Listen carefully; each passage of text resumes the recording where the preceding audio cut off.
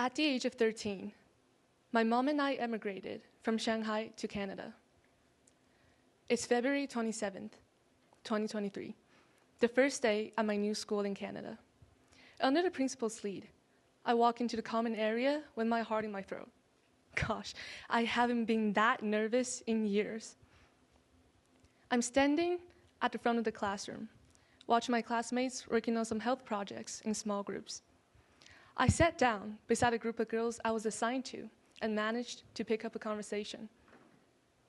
Despite the fact that I have been one of the best English students in China, still am I half a second too late translating every sentence in my head. The girls were friendly, but obviously not in a way they would like the conversation to continue. They smiled when I speak, but their answers were brief. And I often find myself speaking into small pauses that never turned into follow-up questions. So in order to keep the awkwardness from further extending, I pretended to check on my phone, even though nobody was texting me. After my first period ended, my homeroom teacher came and checked in on me. "Hey, Jocelyn, you good?" I barely nodded and smiled, because honestly, I didn't know how to thoroughly explain that I wasn't. One night, after a full month of school in Canada, I was sitting on the edge of my bed, recollecting with melancholy on the days when I was still in China. May I, by chance, return to my square one? I missed the days when I could talk without a Google Translate functioning 24/7 in my head. I missed the days when I could move through life without overthinking every step. I missed the days when I was in China. And I missed the sunlit cement paths across my old school. I missed. Stop. There lies the problem. You see, I have been trying to turn memories into something they were never meant to be. A safe haven I can return to, despite the fact that I can't. There is no way back. And strangely, realizing that became freeing because once I stopped trying to recover my old beginning, I could finally turn around and face what comes next. This decision, not the circumstances, became my new square one. Hi, my name is Jocelyn, and today I would like to talk about what it means to start over, not just once, but repeatedly.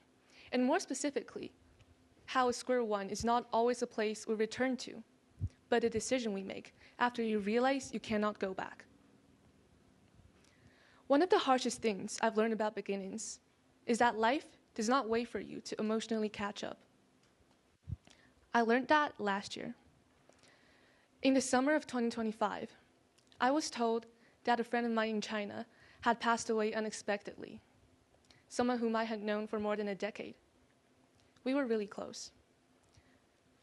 The moment I received the news, I turned off my emotional switch because my instincts were warning me that I cannot handle them decently. In order to escape the mental struggles, I distracted myself. I went on jogging, I took a cold shower, I listened to loud music, hoping to enable myself to avoid the typical mental breakdown part and retrieve from the eccentricity because I still have 4 assignments on deadline. The tactics barely functioned for a while, and I self-righteously cheered myself up for making it through another obstacle in life. It wasn't until days after that I realized the readiness I thought I obtained were just an illusion. I started replaying different versions of the past in my head. Have I just been moving on? Because to me, moving forward means leaving my friend behind, almost like a moral betrayal. I was thinking, what if I messaged her more often? What if I was there with her? But every single version of the past I imagined, they turned out in the same place. It's that nothing could have changed. So reluctantly, I forced myself to compromise with the fact that the questions I have been asking over and over again were simply futile.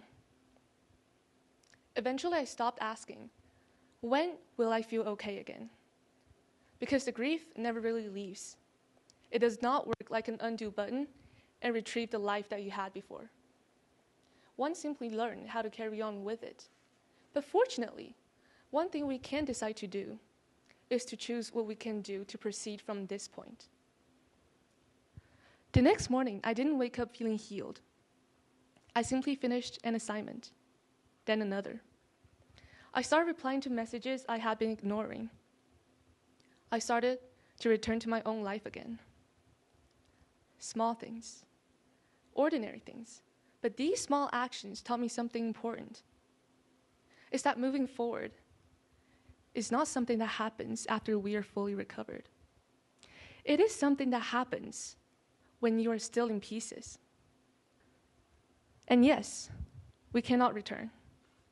But realize that certainty is never a prerequisite for beginnings. And also, I think that it's what a lot of people misunderstand about beginnings. We imagine them as something grand, almost like something out of a movie. But most of our beginnings are small and subtle. Since readiness is never a prerequisite for beginnings, a lot of times the clarity comes after the movement, not before it. And that square one you have been longing for over the years can simply be this moment, the moment you decide not to stay stuck anymore. 3 years ago, I was a 13-year-old girl who was brave enough to leave home for somewhere across the Pacific, yet almost dreadful for everything that comes after. 3 years later, now, I'm standing on the stage, sharing my story with you, hoping that it may help you wherever your square one may be. Not because I found my way back to who I used to be, but because I stopped trying to. Remember that real beginnings does not happen from perfect conditions. It occurs from a decision. Thank you.